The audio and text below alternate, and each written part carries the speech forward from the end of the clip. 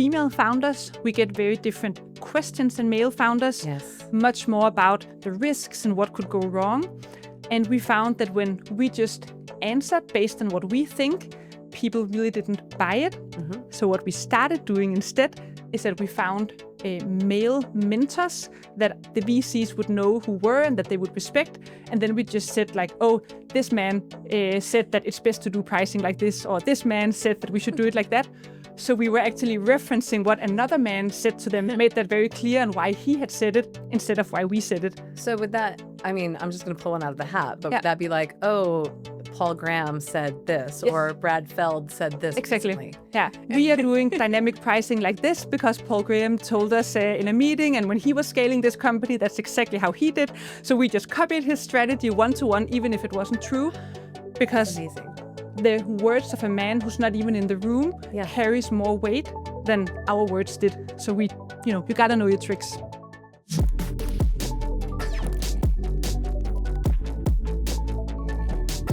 Welcome to the Inside the Round podcast, where you get to learn about raising capital from founders who have just done it.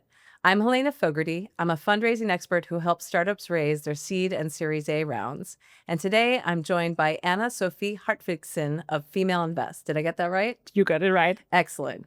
Female Invest is on a mission to close the financial gender gap. Female Invest is the world's leading financial education platform for women and has grown to a community of hundreds of thousands of women. Female Invest's interactive learning materials cover a wide range of content within investing, personal finance, and financial well-being. A membership at Female Invest gives you access to interactive financial learning courses. Think Duolingo for finance. I love that. A broad selection of practical worksheets to help you get an overview of your finances, savings, and investment portfolio. A trading simulator to practice investment strategies in a risk-free environment. I got to get on this platform. An online community where you can ask their experts questions, and meet and share knowledge. Exclusive inspirational publications and money stories. Weekly live webinars and Q&As where you can ask questions directly to their experts. Female Invest has a total of 24 million in 3 rounds with lead investors including Y Combinator, Vix Fonden, not sure if I said that right, Rubio Impact Ventures, Edu Capital, Green Visor Capital, and Spark Mind. So let's figure out how they did it. And it's so nice to have you here today. Thank you so much for having me. How badly did I mess up Vix Fonden? How do you say that right? It's Vækstfonden in Danish, so the Danish State's Growth Fund, and I think you nailed it. Okay, whew. All right. So I'd love to have you take us back to the beginning on why you started Female Invest and how it came about. So we never wanted to start a company, but growing up, both myself and my 2 co-founders have very similar stories. We all grew up from backgrounds where no one really talks about investing, no one talks about managing money, but we all became interested in the topic quite early on. And for me personally, I started investing when I was just 19 years old, and I had to figure everything out myself, finding information, finding community, and it was just so hard. And then fast forward a few years, I met Emma and Camilla at business school. We'd all gone and worked in the financial industry, and we decided that we wanted to start something for us. And in the very early days, we imagined that this would just be a small group, like passion project for 10 to 20 women, drink some wine, talk about stocks, and then it just exploded from there. That's amazing. That sounds so fun. Where'd you go to business school? I went to Copenhagen Business School in Denmark, where we're all from originally. Very cool. And we talked about this before we came in this room, but did you always know that you would start a company? Is that something that's done frequently in Denmark? I considered a lot of things when I thought about what I wanted to be growing up, but an entrepreneur was never one of them, because being an entrepreneur and starting a company is not really a thing where I'm from. And I remember for the first 3 years of doing this, I had an agreement with my parents that I had to get a real job at some point. And it's not until quite recently that it's been accepted where I'm from as a real job. Yeah, I think it's always funny when you've been working on things for years and it's your passion, and then you see someone, they're like, are you still doing that little thing you're working on? You're like, yeah, I've raised money. Exactly. It's amazing. That's so good. And so your co-founders, you just started this as kind of a peer group, small thing. Tell me more about the growth. My co-founders and I didn't know each other, but we all were women who invested at business school, which interestingly, not a lot of women did. So we got to know each other through that, and we just immediately bonded. And actually, the idea to start Female Invest came up in the first conversation that we ever had. And of course, we could have never known what it would become. But I think we're just incredibly lucky to be such a strong match, because we weren't friends. Like, we didn't even know each other when we started out.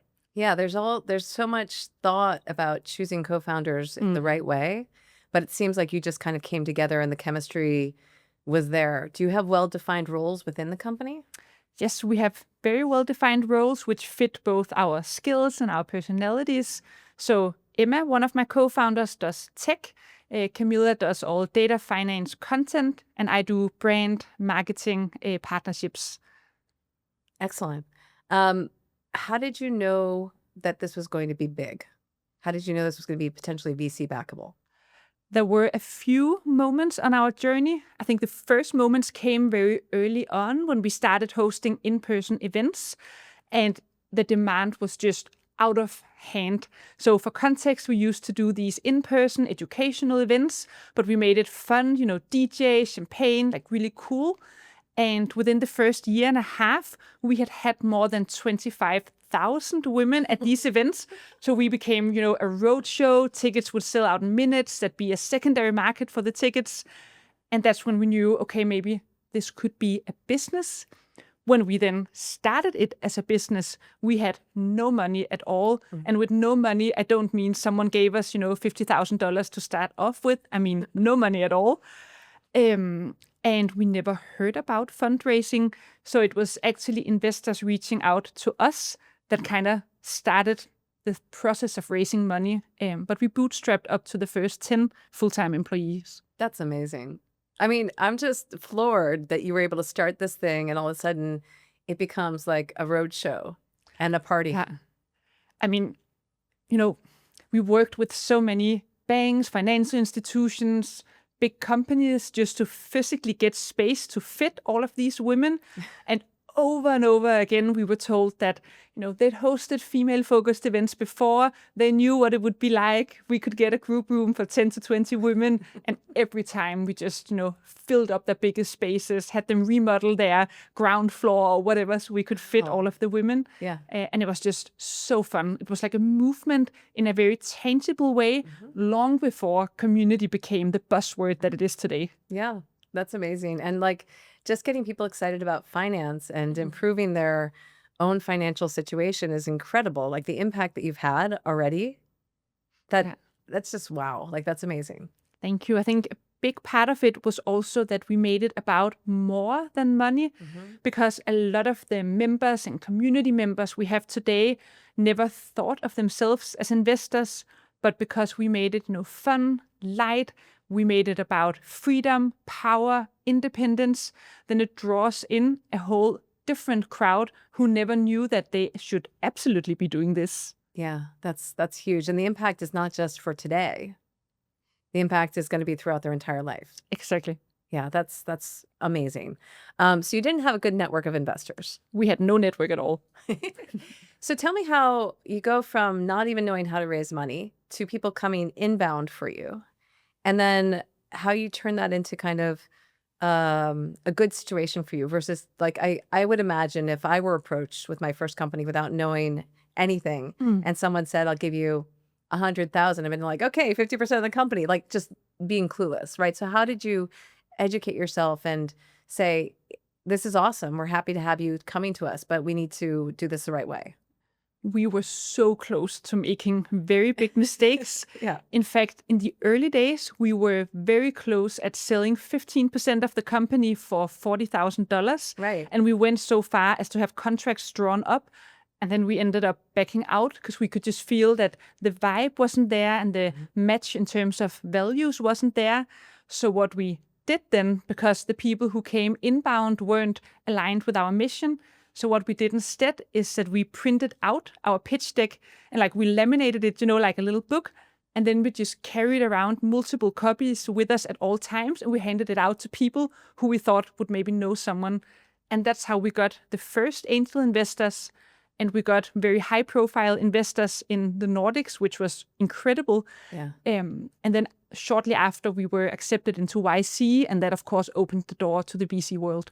That's amazing. So you went from not knowing anything about this to applying and getting accepted to YC. And how much time do you think? A year and a half, I'd say. We actually applied 3 times to YC. We rejected the first 2, so it wasn't until the 3rd time that it was just too undeniable that we were onto something. I love the undeniable part of it. What else changed? Like, clearly your traction had changed, had increased, but were there any tricks that you have about getting into YC? There definitely are a lot of tricks, and I think these tricks sadly go for the entire, not just fundraising process, but the entire process of building as a woman. So what we did when we were accepted into YC is that we really leaned into the bias and into the prejudice. And I can't remember if I mentioned this to you, but for the interview that got us accepted, we dressed up to fit the stereotypes. So we all have blonde hair, and we removed it, 2 of us, so you couldn't see it. Yeah. I wore fake glasses. I don't wear glasses. My co-founder, who's the technical founder, wore like, a dirty, ugly t-shirt, didn't, wash her hair just to fit the stereotype. And then my last co-founder looked more like business, had her hair down. Yeah. And it's hard to say why we got in. All I can say is that was the time we got in. Did you have one of them playing like a video game during the interview? No, maybe we should have. It's amazing. Very cool. So what was the biggest surprise in raising money, either before YC or after YC? There were a lot of surprises. I think on the positive side, it was just so surprising to see how much money there is out there, how much opportunity there is. And on the bad side, I was very surprised to experience how thick the glass ceiling was. Of course, we knew going into this that women raise less than 2% of funding, but like most other people hearing this number, we assumed that maybe women don't want to raise, maybe they don't build companies that can scale like that. You start to make up these excuses. Yeah. But when you're in it, it is extremely clear that the problem is not a lack of skilled female founders. It's just hardcore bias, which we experienced as well. Yeah. And what was it like to raise coming out of YC? Because that's a huge check mark. Yeah. It's a great network builder. So a bit of background, when we were in YC, we were way ahead than the other companies in our group. I remember we had MRR of $100,000 already then, and most companies just had a pitch deck. Yeah. But still, we were consistently told that, this was not an interesting company. We had nothing but an Instagram following and so on. So when demo day came, which is the day where you present to all investors, we were not confident at all. And I remember sitting there, it was the last online cohort, and you're waiting for your 60 seconds to pitch, and you go through, all of the other pitches. And I remember sitting there, seeing everyone else pitch and being like, wait a minute. Is this, the competition? Is it this, the numbers for the other companies? Because then we are so far ahead. I thought we were behind based on what we were told, but really we were better than most of the other companies in terms of traction. So when the 60 seconds came, we just knocked it out of the park, and we had more than 300 VCs reach out afterwards, which was wild. Yeah. And then what? And then we closed our first bigger round, $4.5 million. Of course, it's not a lot looking at what we did after. Yeah. But that really became the beginning to being able to take that step into the next league. Yeah. And was that on a safe or a price round? On a safe. Okay. So when you go from 300 people, 300 VCs reaching out to you, how'd you corral that? How'd you manage that process?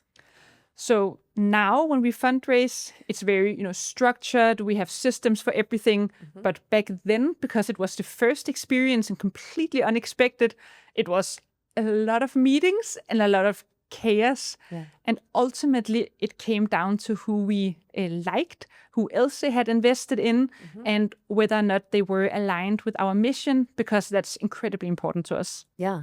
Did you have a hard time getting everybody on the same timeline? Kind of when you're raising that safe, like how did you, well, I guess if it's a safe, you didn't need a lead. But did you have a lead to that round? No, we didn't have a lead. Okay. And we were raising, at the height of the bubble in 2021. So people were just throwing money at us. I remember, 5 minutes into a meeting, someone would be like, I'll give you $1 million. I'll give you 2 before we'd even set the cap of the safe. Yeah. So it was definitely much easier then compared to later rounds we did. Okay, great. I definitely want to get into how it changed because because it did. Raising in 2021 is different from 2022 or 2023 for sure. But I actually think, just a comment on that, that we were so lucky with timing because being female founders, doing a female-focused company in the early days, I think had we not raised our first bigger round in the middle of a bubble where money was literally thrown at everyone, it wouldn't have dripped, all the way down to us. Because when markets start to dry out, female founders, founders of color, are the first to get cut. So we were very lucky in that sense. Yeah, it's that number that you quoted of the amount of funds that female founders get, female founded companies get, has not gone up.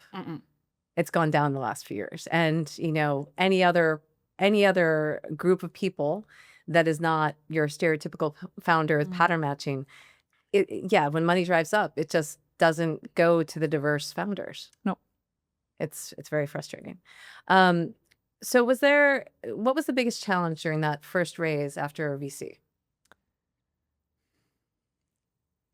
Looking back, I feel like it wasn't challenging. Yes, I know what it can be like. I would say the biggest challenge was just making sure that we didn't miss anything because it was the first VC round we did. We had no one to advise us. We had no one in our network who had tried it before. So I was literally the one making the contracts, adapting the safes. Wow. So just making sure that we didn't make any big mistakes that would bite us in the ass later on. And luckily we didn't. Yeah. So let's talk about the next round then, since it was a different environment. Yes. Tell me a little bit about that, your process and challenges during that raise. Yeah.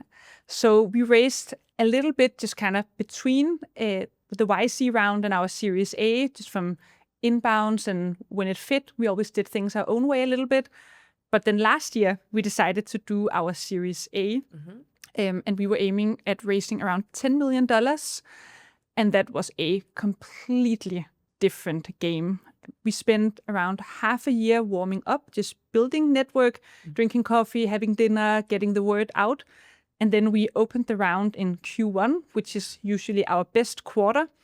And we were so confident going into it. Our numbers were excellent, and everyone we talked to before kept telling us that we were, in the top of every parameter and that we'd probably have the first term sheet within a few days. And because there's such a focus on female founders, it would be even easier. So we went into it thinking a few weeks to like a month-ish. And that's just not what happened at all. Yeah. What happened over and over and over and over again is that people were impressed with the numbers, they were impressed with the traction, and we were moved, up through the VC hierarchy. And then most of the times, it stranded in the investment committee. And we stopped counting after 107 no's. And that's not like an email where someone ghosted us. That's like minimum like coffee dinner, multiple pitches to the same VC before we counted in that 107.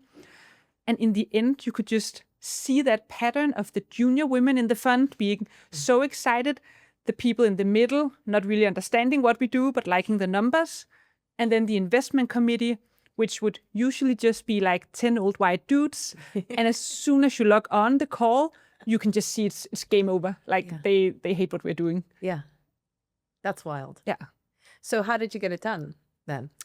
So it was difficult, much harder than I thought.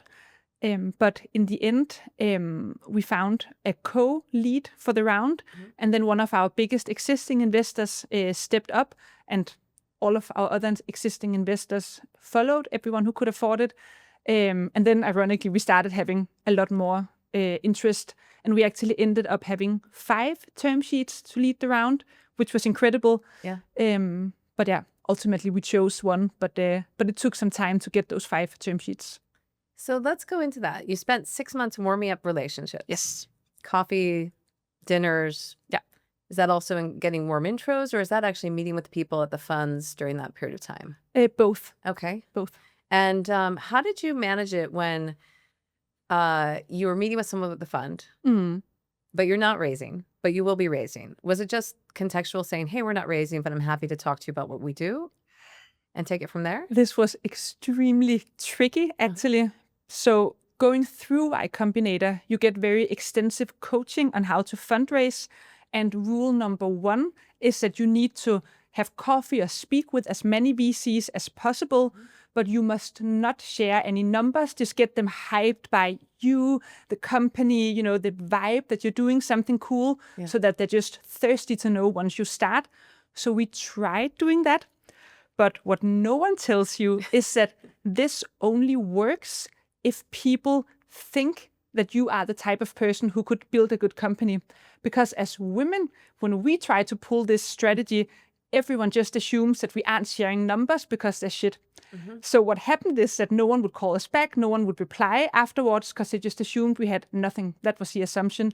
And that's part of the bias. When you see a female founder, a founder of color, you just assume that they aren't doing well, they aren't good, the numbers must be bad.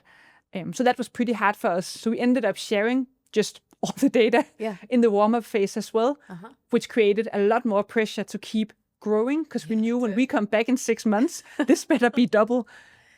But we had to do that because otherwise no one would believe that we were doing well. I love that you brought that up because that is a difference and it's a tricky dynamic. And I would imagine, based on the membership model as well, it's very easy for them to think lifestyle business. Yeah. By the way, lifestyle businesses are great. It's just that they're not typically VC fundable. And so it would be very easy for them to be like, oh, female founders, lifestyle, charity business, like, who cares? Yeah. Right? But what you're building is so much bigger than that. Exactly. Yeah. And I think it's both a good and a bad thing that people underestimate us because like 100% of the time when we share, our numbers and our traction, people are like falling off their chairs with surprise. Yeah. And that's a good thing. You can have that effect. But the bad thing is that no one reaches out. Like when I hear how male founders get inbound just from being in stealth mode, even when I share like insane, milestones on my LinkedIn, my inbox is completely dry. Maybe someone wants me to do work for free, but apart from that, it's just dry. I mean, you probably have a couple inbound from like someone from Dubai and someone from Nigeria contacting you and seeing if they can invest, don't you? I had someone today saying that I inherited a lot of money from my uncle, so, I remember I would take those meetings, but I was like, okay, let's find out what this is all about. Yeah. So you got 5 term sheets. Mm-hmm. How did you make them all come together in a timely manner so that you can negotiate? So a lot of it came down to control. So we wanted to make sure that we still had the majority of the board. We were very, very picky with who would get into the board, how many, and so on. And that was a really big topic.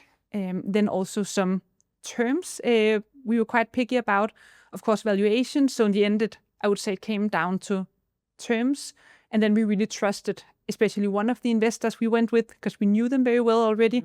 So that's what it came down to. Yeah. So once you got one term sheet, did you let everyone else know that hey, we got a term sheet. We expect if you're coming to the table that you get us something in the next week? Yes. Okay, good. Yeah, nice. Were there any, you don't have to go into the details that you cannot divulge, but were you ever faced with any kind of funky like liquidation preference language? Yes. Yeah. Oh, so much. Yeah. And luckily we had that experience prior also when racing after YC. So we learned, what to look out for, but we definitely had that as well. And luckily we got very good legal representation this time with just some incredible lawyers who didn't just, do the paperwork, but also advised us. So, yeah. And how do you personally feel about legal representation and relying on their knowledge versus educating yourself? Because like where I come in, I'm like, you got to get the best legal counsel that you can.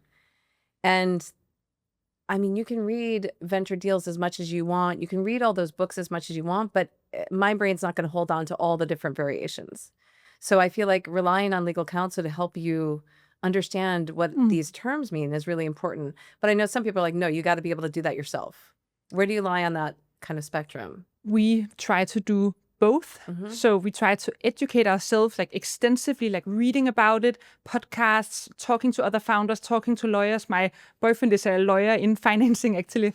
Amazing. But on top of that, I think it's also so important to have experts, because no matter how much you educate yourself, understanding how something will affect you 5 years down the line, in the case of an IPO or the next round, is just very difficult. And some of it just comes with experience. So I think you need both. Yeah. Excellent. What were the tough conversations that you had in this round?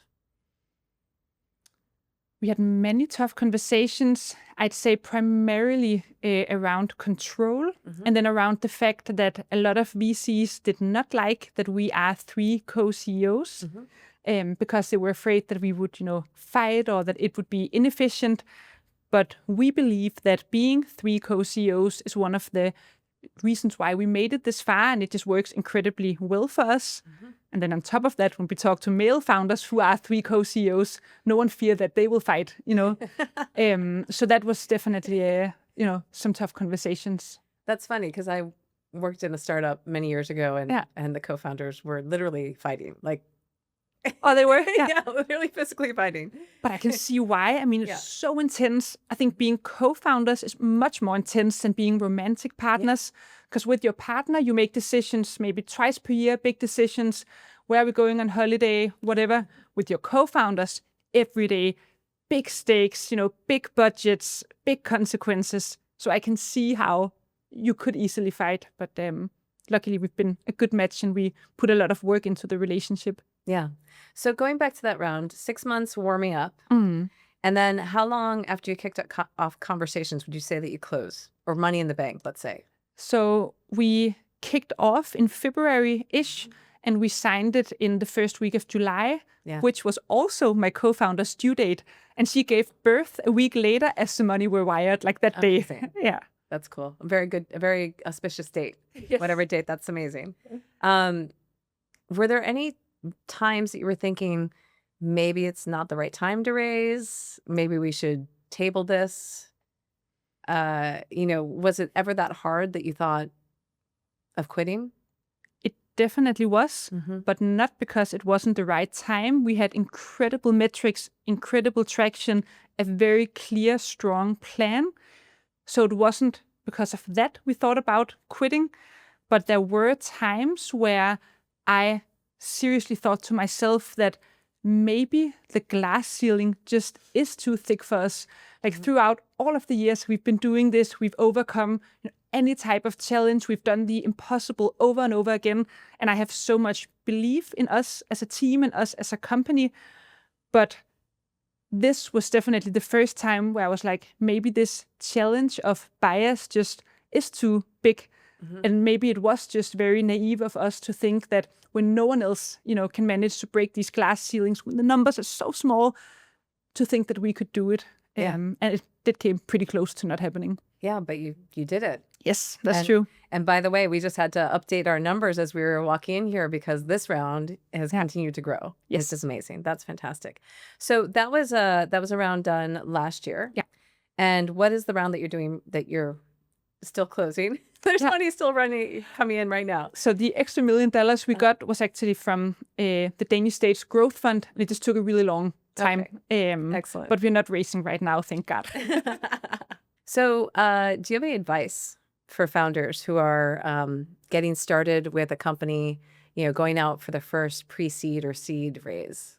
Yes, but my advice would be very different depending on who the founder is, sadly, because we don't play the same game.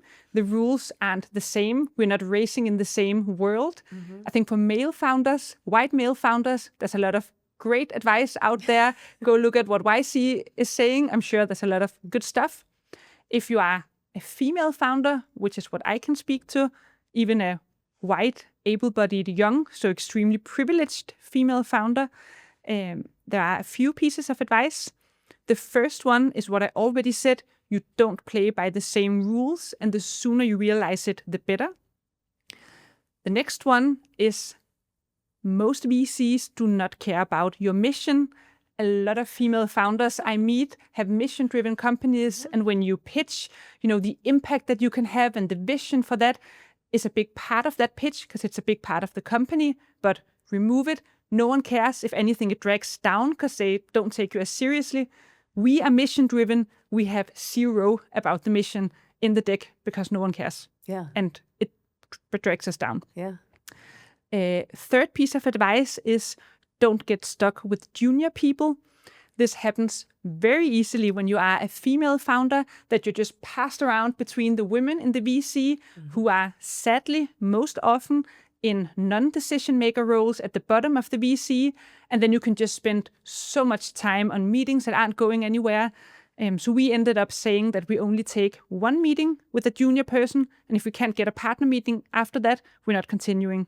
And that saved us a lot of time. And do you say that? You say that? Yes, yes, okay. we said That's that. Great. In the beginning, it felt a bit uncomfortable, Yeah. but then, we don't want to waste time. No, absolutely not. And the last piece of advice is a little bit back to the thing that the same rules don't apply, but as you just said, we spent 6 months building network because we thought that strong personal relationships are important, but in the end, your numbers are the most important thing. So if you have to choose between dinners, coffee, networking, building your business leading up to the round, I would build my business because your business as a female founder will need to be quite literally 50 times better to get funding. It's not enough to be in the best half or the best 20%. You have to be in the best very few percent. And I hate to give this advice, but that's just how it is. Yeah. And one more controversial hot take that we did a lot is, as research shows, so it's not an opinion, it's a fact, but I experienced it, as women, female founders, we get very different questions than male founders. Yes. Much more about the risks and what could go wrong. And we found that when we just answered based on what we think, people really didn't buy it. So what we started doing instead is that we found male mentors that the VCs would know who were and that they would respect. And then we just said like, oh, this man said that it's best to do pricing like this, or this man said that we should do it like that. So we were actually referencing what another man said to them, made that very clear and why he had said it instead of why we said it. So would that, I'm just going to pull one out of the hat, but Yeah. would that be like, oh, Paul Graham said this, Yes. or Brad Feld said this Exactly. recently? Yeah, we are doing dynamic pricing like this because Paul Graham told us in a meeting, and when he was scaling this company, that's exactly how he did. So we just copied his strategy one-to-one, even if it wasn't true, because Amazing. the words of a man who's not even in the room carries more weight than our words did. So we, you gotta know your tricks. Wow, those are really great tips. Yeah. And you're blowing my mind. We were just, as we walked in here, I said, I was asking for your advice on whether I should release this kind of VC, are you VC fundable assessment, because I feel like it's very controversial. And because I think, it's relying on things that you can't control in many cases, like, are you male? Do you have an Anglo male name? Did you grow up in this area? What school did you drop out of, et cetera? Yeah. And I'd love to hear your thoughts on that, because I'm really worried. Like, I want to release this, but I'm scared. I hate when we talk about what it takes to be a successful founder and words like grit, determination, experience, network, whatever is thrown around, because looking at data, it takes especially 2 things to get funded. Tell me. Number 1 is a penis. You gotta be male. And number 2 is white skin. And those are the 2 most important factors when it comes to getting funded. And that's just the truth. And a lot of people will be angry at me saying this, but I challenge you to be more angry at the fact that the world is like this. And I challenge you to look it up and study what's happening before you throw it back at me. Yeah. So I definitely think you should start sharing it. Yeah, I love that. Thank you for helping me feel better about what I'm creating. So what has changed since you've closed your last round? Like, you have more resources now. What does that open up for you? Now we're executing the plan that we raised funding for, and it's really exciting. I feel a lot of responsibility as well, because so few female founders make it here. So we really want to succeed, not just for us, but also to prove that women are indeed fundable. We're doing 2 major things right now. Number one is that we are relaunching our entire product, taking it to the next level, working with Duolingo, the VP of Learning at Duolingo. Really? Yes. Amazing. We signed her on as an advisor, and she's part of everything we make now, which is very exciting. Yeah. I'm speaking at the headquarters in 2 days, actually. The second thing we're doing is expansion. So both penetrating the markets where we are already present, but also entering new markets. So 2 big but very fun things. Very exciting. So you're going to Pittsburgh? Is that where Duolingo is, or where's it? The headquarters here in New York. Oh, amazing. Fantastic. Yeah. I know the founder is from Pittsburgh. That's why I was thinking that. And in terms of like in the past, I'm sure there have been moments where you were worried about your runway in the bank account. Is that gone now? The worry's never gone. I think people assume that as the company gets bigger, it gets easier. But I would say it's the other way around. Small company, small problems, big company, big problems. But it does help that now we've done this for long enough that so far I've never seen a big critical challenge that we have not overcome. So even though I don't know right now how to overcome some of the challenges I see in the future, I have confidence that we'll figure it out because we always figure it out. Yeah, that's amazing. Very cool. And how much time for you is in investor relations or investor development? So not a lot for, the reason I mentioned before. We do a lot of reporting to our existing investors. So every month we give very detailed reporting with decks and everything. And once per quarter, we send out just a very detailed update on our company to our investor list. But that's it. We don't even take meetings right now. That's great. Yeah, because we're building. Are there things that your VCs bring to the table beyond money? So I really like the VCs that we have. I think we've been very lucky. I guess the main thing they bring to the table is just experience, having seen many other companies being able to introduce us to someone who overcame a challenge that we're facing. But that's probably the biggest thing. Okay, great. I think we got your hot takes. Any more? No, I think those were the ones. They're pretty good. Yeah. We talked about this in our initial conversation. You were walking, which I loved. You did a walk and talk. But how do you stay mentally, emotionally, and physically healthy during this journey, which is so intense? That has been one of our biggest challenges, actually. Prioritizing just physical and mental health. And it wasn't until we were forced, especially 2 of us, because we started getting autoimmune reactions and stuff that you have to take pretty seriously, or where your body physically prevents you from working for a little while. So it wasn't until then that we really started prioritizing it, but now it's a very big part of our everyday. I do a few things. So I completely changed my diet, and that has helped a lot on anxiety, sleep, mood. Blood sugar, I've measured that a few times, so it's much more stable now. Sleep is a really big one. I would prioritize that over almost any meeting, getting 8 hours of sleep, and then regular exercise. But it did take quite a long time, and we've worked with coaches and experts along the way as well. Yeah, tell me more about the coaches. Do you have coaches? Do you have therapists? How? All of it. All of it. Because I think it's so important. Yeah. So we have therapists individually. We used to have, we just finished it, a coach between the 3 of us for our relationship, even though there aren't any big problems, just to maintain.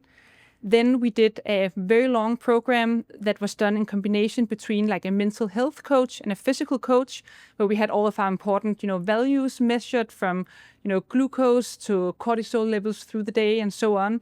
And then we learned mindfulness and got an individual plan physically for what to do as well. Yeah. And that has just been a game changer, but also something we invested a lot in, time and energy wise. And how did you find that support?